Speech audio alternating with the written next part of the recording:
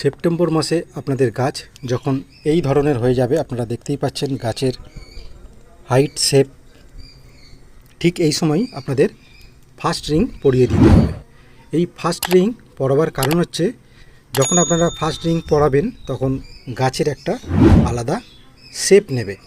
এই first ring যদি আপনারা সময় মতো না পরান, গাছের ব্রাঞ্চগুলো নিচের দিকে ঝুলে পড়বে আর একটা সুন্দর ছাতার মতো শেপ প্রথম থেকে আপনারা আনতে পারবেন না। তাই ফার্স্ট রিং আপনারা এখনই পরিয়ে দিন।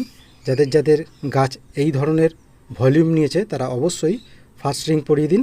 গাছ যত বাড়তে থাকবে এখান থেকে একটা সেকেন্ড রিং আবার আসবে, আর গাছের হাইট আরও বড় হলে এই মাথা থেকে আর একটা থার্ড রিংয়ের প্রয়োজন পড়তে পারে। থার্ড রিং ফাইনাল, সেই থার্ড রিংয়ের উপরই ফুলগুলো সেট থাকবে, যাতে গাছটা যখন ফুলে ভরে যাবে একটা সুন্দর ছাতা